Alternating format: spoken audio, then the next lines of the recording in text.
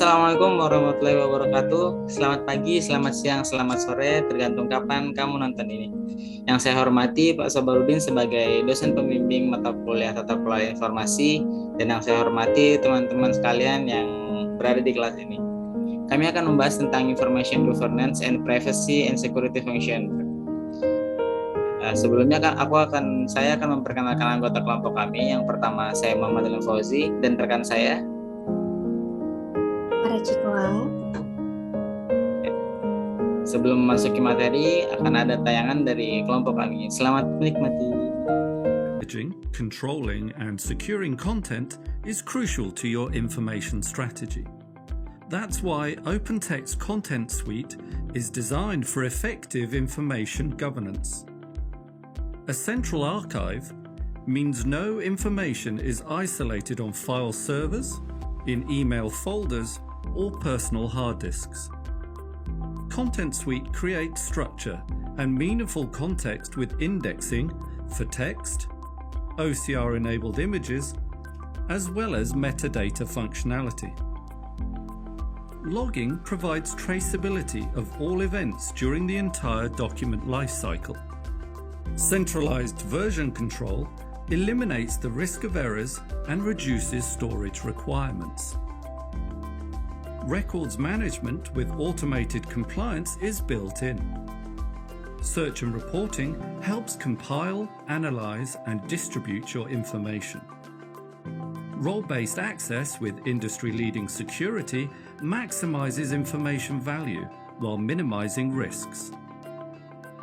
OpenText Content Suite. Successful information governance in a world of ever-increasing complexity. Nah, itu dia tayangan dari kelompok kami. Selanjutnya akan masuk ke pembahasan. Sebelumnya saya izin share screen ya, Farah.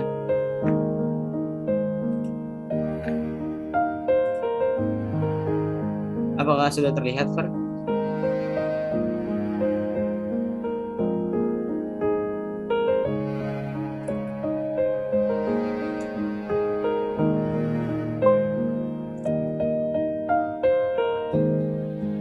Berhenti dulu untuk pembahasan pertama, mungkin bisa dijelaskan oleh Farah. Silakan Farah. Ya baik, terima kasih Halim. Seperti yang sudah Halim jelaskan sebelumnya tentang tema kami berdua hari ini, yaitu Information Governance and Privacy and Security Function, yang dimana itu ada konsep dasar keamanan informasi yang merupakan konsep dasar keamanan informasi secara luas yang memiliki informasi yang dapat diartikan sebagai hasil dari suatu aktivitas yang merupakan produk abstrak yang ditransmisikan melalui media dalam bidang TIK, informasi yang merupakan suatu proses manipulasi dengan pengukuran data yang berupa sekumpulan fakta.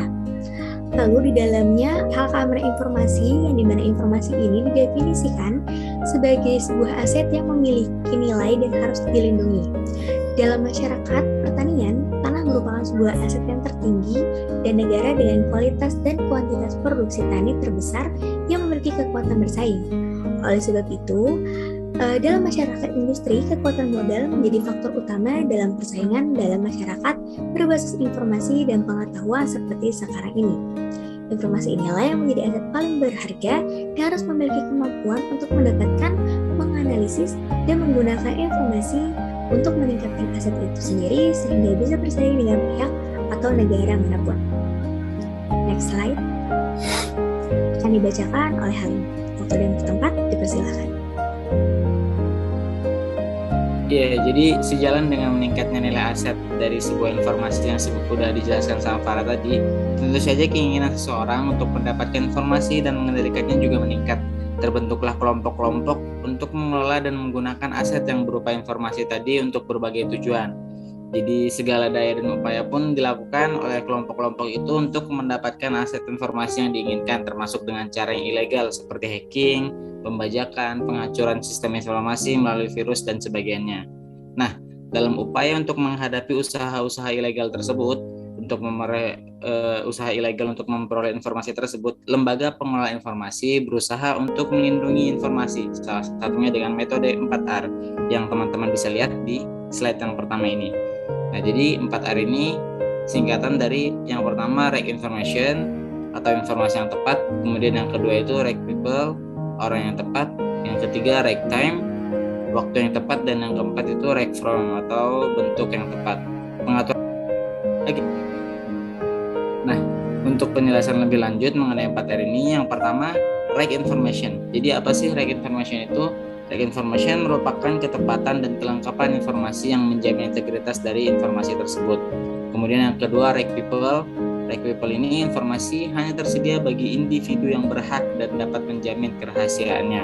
Kemudian yang ketiga itu right time, merupakan aksesibilitas informasi dari pengguna atas permintaan entitas yang berhak untuk menjamin ketersediaan dan keamanan informasi tersebut. Kemudian yang keempat itu right form, mengacu kepada penyediaan informasi dalam format yang tepat.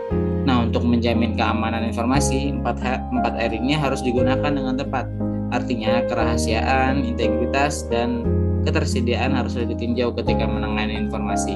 Keamanan informasi juga membutuhkan pemahaman yang jelas akan nilai aset informasi, serta kerentanannya terhadap berbagai ancaman. Ini biasa kita sebut dengan manajemen risiko. Mungkin bisa dilanjutkan oleh Farah. Baik, selanjutnya aku mau ngejelasin tentang standar kegiatan keamanan informasi, yang dimana terbagi menjadi 4 poin, yaitu ISO, lalu ada IEC, ada CISA, ada CISSP, lalu ada ISACA. Yang dimana standar kegiatan keamanan informasi ini tidak dapat dicapai apabila tidak ada mobilitas rencana administrasi baik berupa fisik dan teknis yang menyatu. Yang dimana beberapa organisasi ini telah direkomendasikan standar keamanan informasi seperti pernyataan keamanan informasi dari International Organization for Standardization dan International Electrotechnical dari International Organization.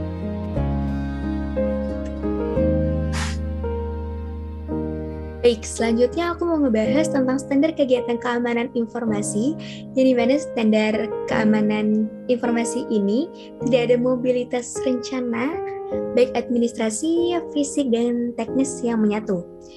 Beberapa organisasi ini telah direkomendasikan standar keamanan informasi seperti persyaratan keamanan informasi dari 4 poin ini, teman-teman. Jadi ada ICO ataupun bisa kita sebut IEC, yang dimana singkatannya yaitu dari International Organization for Standardization and International Electrotechnical Commission, yang dimana ISO atau IEC ini fokus kepada keamanan administratif, yang dimana secara khusus menekankan audit, dokumentasi, dan operasi sebagai perilaku administratif dan ketaatan kepada kebijakan ataupun pedoman dan hukum yang diperlukan konfirmasi yang terus-menerus dan mempertahankan oleh administrator. Jadi ISO atau IC ini mencoba mengatasi titik-titik lemah pada sistem keamanan, peralatan, dan lainnya dengan cara administratif. Lalu sebaliknya tidak disebutkan keamanan sumber daya manusia ini ataupun fisik dalam CICA yang bisa kita sebut daftar evaluasi dari Certified Information System Auditor, yang dimana CISA ini hanya berfokus pada kegiatan audit dan pengendalian sistem informasi. Jadi peranan dari auditor ini sendiri dan kinerjanya sangat penting pada proses CICA ini. Walaupun bisa kita tahu dia tidak termasuk sebutan dari keamanan sumber daya ataupun fisik dalam ICO ataupun ICE. Lalu selanjutnya pada poin yang ketiga ada CISSP, yang dimana CISSP ini singkatan dari Information System Audit and Control Association. Selanjutnya ada CISSP, yang dimana singkatannya yaitu Certified Information System Security Professional, yang dimana CISSP ini hanya mengutamakan ataupun fokus pada keamanan teknis, yang dimana menekankan pada pengaturan dan pengendalian peralatan seperti server ataupun komputer.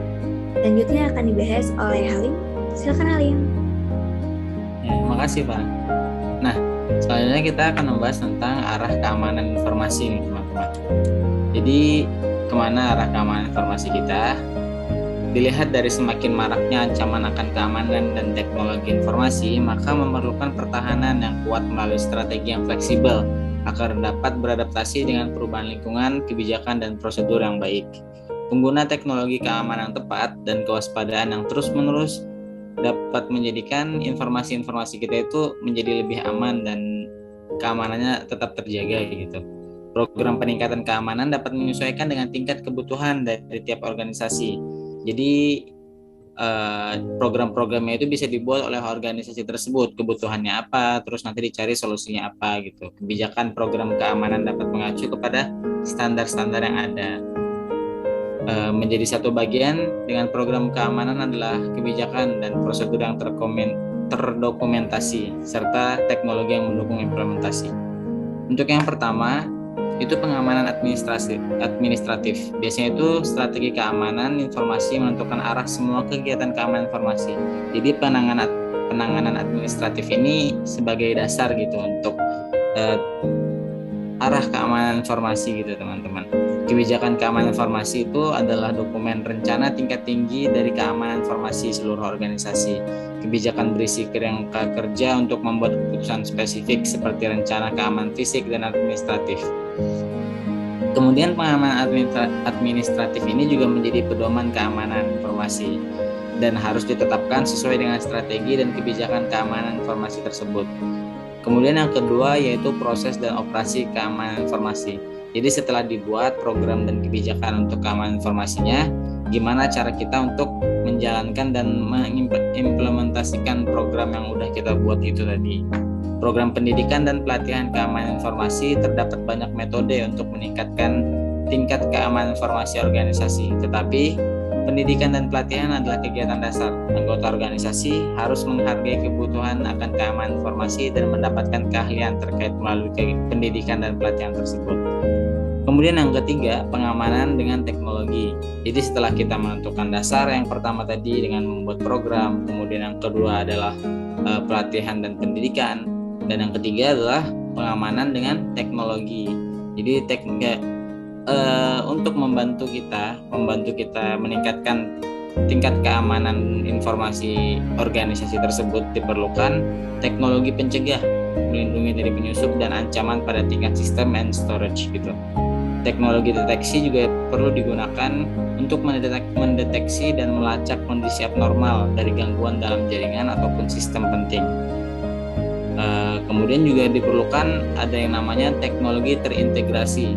Jadi teknologi terintegrasi ini digunakan untuk mengintegrasikan fungsi-fungsi penting untuk keamanan informasi aset-aset inti seperti prediksi, deteksi, dan pelacak gangguan. Begitu teman-teman. Selanjutnya aku serahkan lagi kepada Farah. Silakan Farah. Oke, makasih Halim. Nah teman-teman, langsung aku mau ngejelasin tentang konsep privasi.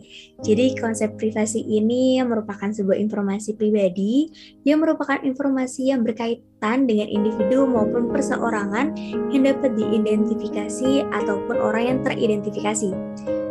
Baik informasi ini mencakup seperti nama, alamat, nomor telepon, akun media sosial, karakteristik fisik, hubungan keluarga, dan lain-lain. Jadi data atau informasi pribadi kita tidak pantas berdampak pada perilaku pihak orang lain, baik kepada individu tersebut dan pada akhirnya yang berdampak negatif terhadap kehidupan sosial, harta, dan keselamatan. Oleh karena itu, informasi pribadi ini harus dilindungi dari akses pengumpulan, penggunaan, penyimpanan, dan analisis yang salah. Informasi pribadi ini juga merupakan subjek perlindungan yang harus dijaga ataupun yang dilindungi. Untuk subjek perlindungan ini terhadap informasi memiliki 5 aspek yang dapat mewakili hak untuk privasi. Di antaranya yaitu hak untuk bebas dari akses yang tidak diinginkan. Lalu yang kedua yaitu hak untuk tidak membolehkan informasi pribadi digunakan dengan cara yang tidak sesuai dan tak diinginkan. Lalu yang ketiga, hak untuk membolehkan informasi pribadi yang dikumpulkan oleh orang lain tanpa sepengetahuan orang lain yang tidak berkepentingan. Lalu ada hak untuk memiliki informasi pribadi yang dinyatakan secara akurat dan benar atau kita bisa sebut dengan integritas. Lalu poin yang terakhir yaitu hak untuk mendapatkan imbalan atas nilai informasi itu sendiri. Jadi konsep privacy ini bersifat pasif yang mencakup hak untuk mendapatkan ketenangan dan dibiarkan sendiri atau tidak diusik, dan hak alami terkait ini juga membuat martabat manusia menjadi memiliki peraturan ataupun kebijakan yang melindunginya, baik konsepnya itu aktif maupun pasif yang tadi saya jelaskan teman-teman. Untuk konsep aktifnya ini dari privasi mencakup kontrol mandiri terhadap informasi pribadi atau hak untuk mengelola dan mengendalikan informasi pribadi secara positif, baik termasuk hak untuk melakukan koreksi terhadap efek yang dihasilkan dari informasi pribadi yang secara benar maupun yang tidak benar. Mungkin selanjutnya akan dibahas oleh Halim. Baik, selanjutnya adalah tentang tren dalam kebijakan privasi. Jadi pada tahun 2002, Privacy Online OECD Guidance on Policy and Particle diumumkan. Pedoman tersebut ditetapkan jadi itu tuh sebuah pedoman gitu teman-teman tentang kebijakan privasi. Pedoman tersebut tuh diterapkan pada data pribadi baik di sektor publik maupun di sektor swasta yang menimbulkan bahaya terhadap privasi dan kebebasan individu sebagai akibat dari cara informasi tersebut diproses atau akibat dari sifat atau konteks di mana informasi tersebut digunakan. Prinsip-prinsip OECD yang dinyatakan dalam pedoman tersebut menyatakan hak dan kewajiban individu dalam konteks otomasi proses data pribadi, serta hak dan kewajiban mereka yang terlibat dalam proses tersebut. Selain itu, prinsip-prinsip dasar yang digariskan dalam pedoman tersebut juga dapat digunakan baik di tingkat nasional maupun di internasional. Kemudian ada di OECD tadi itu tuh pedoman-pedoman yang dijelaskan mengenai perlindungan privasi. Mungkin aku bakal bacain aja ya 8 prinsip dalam OECD terkait perlindungan privasi. Jadi yang pertama itu prinsip pembatasan pengumpulan. Kemudian yang kedua ada prinsip kualitas data. Yang ketiga itu ada prinsip pernyataan tujuan. Yang keempat prinsip penggunaan terbatas. Yang kelima prinsip penjagaan keamanan. Dan yang keenam prinsip keterbukaan. Yang ketujuh prinsip partisipasi individu. Dan yang kedelapan itu prinsip akuntabilitas. Itu prinsip yang ada di pedoman OECD tadi teman-teman. Nah mungkin aku bakal langsung ke kesimpulan ya. Kesimpulannya adalah tata kelola informasi merupakan suatu hal yang sangat diperlukan bagi umat manusia, terlebih pada zaman serba digital dan semakin cepatnya arus pertukaran informasi. Informasi menjadi hal yang penting bagi berjalannya suatu organisasi, baik itu di dalam sektor publik maupun di sektor bisnis. Dengan pengelolaan informasi yang baik, maka mobilitas kegiatan dalam organisasi tersebut juga akan berjalan dengan baik. Pertukaran informasi yang begitu cepat dan membludaknya jumlah informasi yang ada tentu menjadi ancaman bagi keamanan informasi dan pengguna informasi. Maka diperlukanlah pengelolaan yang sesuai dan kebijakan yang memadai demi menjamin keamanan informasi dan pengguna informasi itu sendiri. Sekian dari kelompok kami, kurang lebihnya mohon maaf bila ada salah kata atau salah perbuatan atau mungkin ada sesuatu yang kalian kurang paham bisa hubungi langsung ke kami. Makasih semuanya, terima kasih atas perhatiannya. Wassalamualaikum warahmatullahi wabarakatuh.